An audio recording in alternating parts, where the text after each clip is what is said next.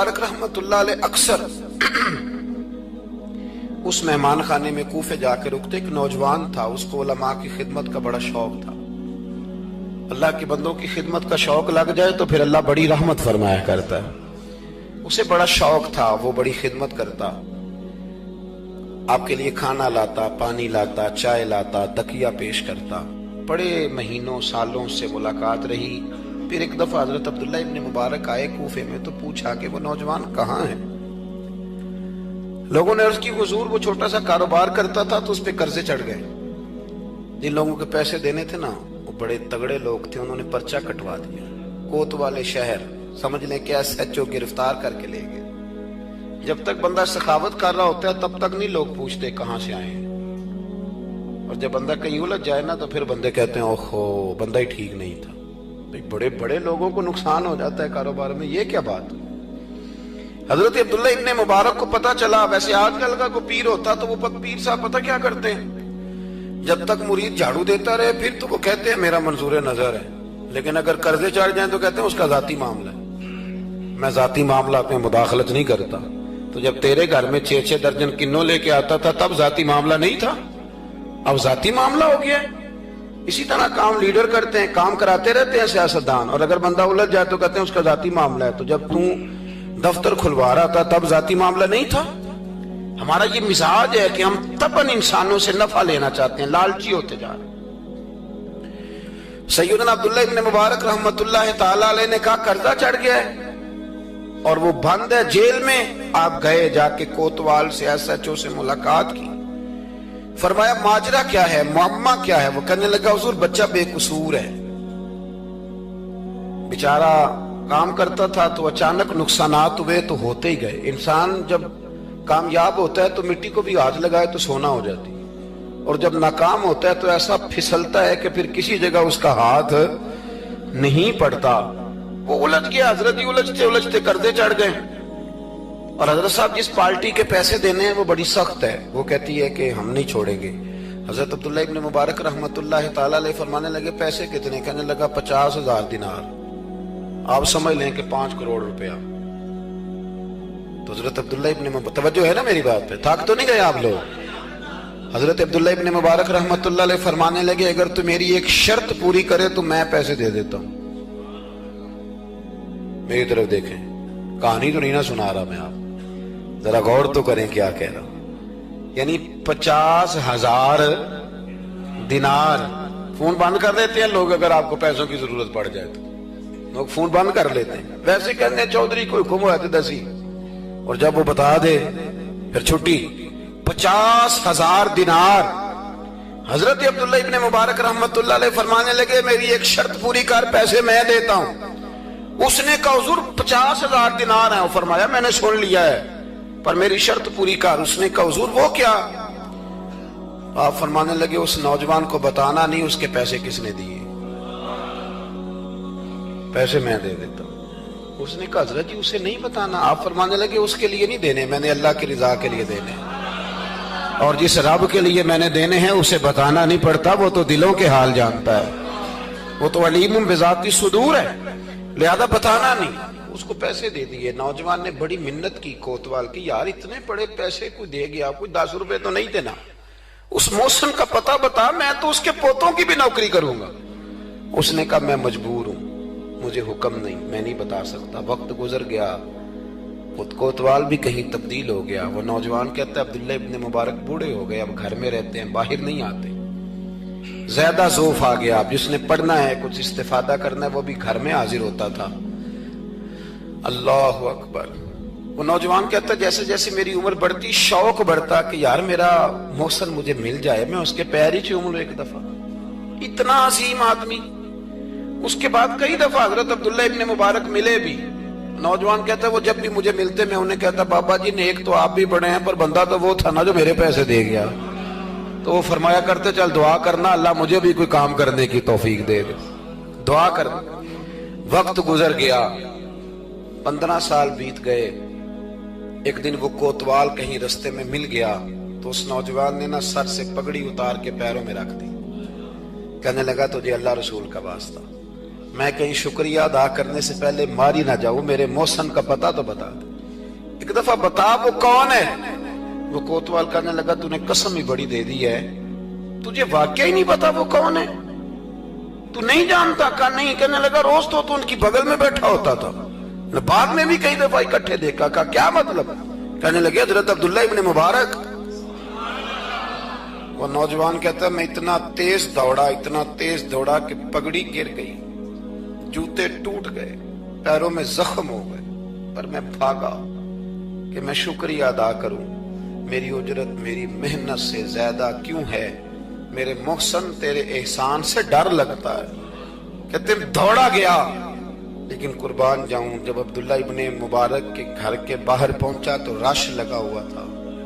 मैंने लोगों से पूछा क्या हुआ, तो कहने लगे 2 घंटे गुजरे, अब्दुल्ला इब्ने मुबारक इंतकाल कर गए। ये अभी 2 घंटे गुजरे, ये अभी 2 घंटे गुजरे, अभी बेकदरा कुछ कदर न जाती, कीती खूब तसल्ली हूँ, दुनियादार पुजारी जर दे कुत्तियां दे गल टल्ली हूँ, बुक बुक रोशन अखियां तकियो वेख हवेली कल्ली हूँ, ते कूच नसीर असां जदों कीती पै जानी थरथल्ली हूँ।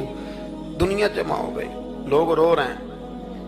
वो नौजवान कहता है कि मैं अंदर दाखिल हुआ तो सफेद कफन में मैंने नूरानी चेहरे वाला बाबा लेटे हुए देखा, और मैंने फिर अपनी दाढ़ी उनके पैरों में रखी और मैंने कहा बाबा आपने तहज्जुदें कितनी पढ़ी आप जाने और आपका रब जाने, कुरान कितने खत्म किया आप जाने और अल्लाह जाने, कितने लोगों को इल्म हदीस दिया आप जाने और आपका रब जाने, पर जो आपने मेरे साथ किया है ना, मुझे उम्मीद है इस एक नेकी की बरकत से ही रब आपको जन्नत अता कर दे।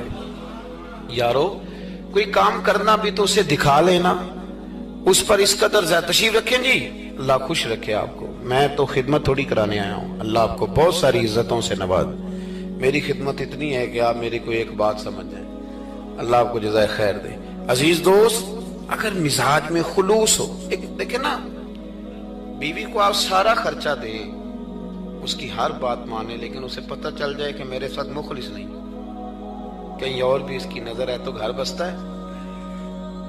और अगर खामद को पता चल जाए कि कपड़े भी वक्त पे धो के देती है, रोटी भी टाइम पे पकाती है, लेकिन मेरे साथ मुखलिस नहीं, तो घर चलता है। इखलास ना हो तो घर नहीं चलता, तो पूरा दीन कैसे चलेगा? लेकिन लोग दिखाते फिरते हैं अपना, आप बताते फिरते हैं, उलझ गए हैं। क्या जरूरत है इन चीजों की?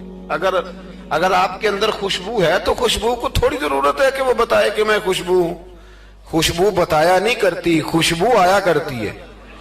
खुशबू बोलिए आया करती। इमाम ज़ैनुल आबिदीन, बस बात समेटने लगा हूं, इमाम ज़ैनुल आबिदीन हजरत इमाम हुसैन के करबला में बचने वाले अकेले शहजादे, नवासे रसूल, जिगर गोशा बतूल, हजरत सैयदना इमाम ज़ैनुल आबिदीन बीमार करबला रदी अल्लाह ताला। इमाम ज़ैनुल आबिदीन ना, उनका विसाल हुआ तो जब उनको गुस्ल दिया जाने लगा तो उनकी पुश्त पर मोटे मोटे निशान थे। लोगों ने आपके साहिबजादे से कहा ये निशान किस बात के हैं? तो साहिबजादे रो पड़े, फरमाने लगे मेरे अब्बा जी ना रात को अनाज की बोरियां अपनी पुश्त पे रख के गरीबों के घरों में पहुंचा के आया करते। तब लोगों में तजस्सुस पैदा हुआ कि साहिबजादे आप कहाँ रहते थे? तो फरमाने लगे मैं कई दफा अर्ज करता था कि मुझे दे दे, मैं दे आता हूं। तो फरमाया करते थे पुत्र अगर तुम्हें दूंगा तो फिर उस गरीब का नाम भी बताना पड़ेगा, फिर उस गरीब का नाम भी बताना पड़ेगा, तो मैं उसे रुसवा नहीं कर सकता। मेरा, उसका और मेरे अल्लाह का राज है। यार कोई तो नेकी हो जो छुपी। हमारे यहाँ लोग कहते हैं जी पहले पता कराना है बंदा मुस्तहिक है कि नहीं, है ना जी। पहले मैंने इमाम शाफी से भी एक बंदे ने आके कहा था, उसने कहा जी मेरा दिल बड़ा करता है सखावत करूं पर मुस्तहिक बंदा कोई नहीं मिलता। तो इमाम साहब फरमाने लगे तेरे पास जो कुछ अल्लाह ने तुझे दिया है तो उसका मुस्तहिक था, तेरा हक बनता था। वो चुप कर गया। कहने लगे अगर रब करीम ने तेरी खूबी कोई नहीं देखी और तुझे अपने फजल से अता कर दिया तो तू अल्लाह के बंदों को क्यों टटोलता फिरता है?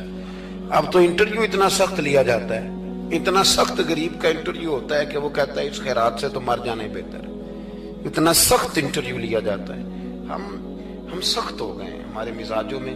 हर मांगने वाला आदमी दुकानदार। मैं रात को ना लाहौर था, तो वापसी पे एक जगह पे ना लाहौर से आते हुए एक पेट्रोल पंप पे, करीब ही लाहौर के, ब्रेक लगाई बच्चे ने। کچھ تیل بھروانا تھا، کچھ اور طبی ضروریات تھی، تو ایک بچی کوئی 10-12 سال کی وہ قریب آ گئی کھلونے لے کے. تو اس نے کہا انکل جی کھلونا لے لو. میں نے اس سے کہا بچے سے کہ کھلونا ہم نے کیا لینا ہے، اس کو 10-20 روپے دو، ساتھ اس کو کہو کہ بیٹی رات بڑی ہو گئی ہے گھر چلی جا، زمانہ ٹھیک نہیں. تو اس نے شیشہ کھول کے 20 روپے اس کی طرف بڑھائے تو بچی کہنے لگی انکل میں مانگتی نہیں. تو بیٹیاں نا، میری بیٹی کی عمر کی تھی وہ بھی. میں نے بڑی عجیب سی طبیعت میں بات اتری، تو میں نے کبھی سے کھلونا خرید لو، 200 روپے کا کھلونا خریدا. تو اس کو میں نے کہا پتر اتنی رات کو یہاں کیوں گھومتی ہو، 10 بجنے کو ہیں اور آپ اس وقت. تو کہنے لگی چچا وہ سامنے کرسی پہ میرے ابا جی بیٹھے، ان کا ایکسیڈنٹ ہو گیا اور ان کی ایک ٹانگ اور ایک بازو کام نہیں کرتا. تو میں آپ کو افغانستان کی غربت نہیں سنا رہا، کہ میں آپ کو اپنے ملک کی بات بتا رہا ہوں.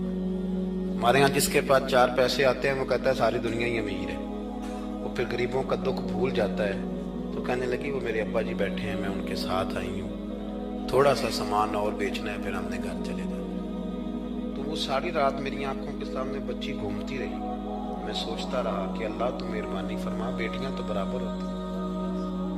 برابر ہوتی ہیں. کہنے لگی سودا ابا ہی لے کے آتا ہے پر وہ چل نہیں سکتا. میں کہہ رہا تھا یار کیا کرنا ہے ان دولتوں کا جو لوگوں نے سمیٹ کے جیبوں میں رکھی ہوئی ہیں، کس کام کی؟ بشرط یہ ہے کہ ہم تو پیسے وہاں لگائیں گے جہاں میچ ہوگا نا کپ کا، اور ہمیں مہمان خصوصی بنایا جائے گا، وہاں ہم پیسہ خرچ کریں گے. اور ہمیں جب کبڈی میں بلایا جائے گا کہ چوہدری صاحب آپ مہمان خصوصی ہیں تو آپ نے اتنے پیسے دینے ہیں، تو وہاں ہم دیں گے جہاں فوٹو بازی ہوگی. اخلاص، خلوص، للہیت، یہ حسن ہے، اس کو اپنائیے. اللہ ہمیں سمجھنے کی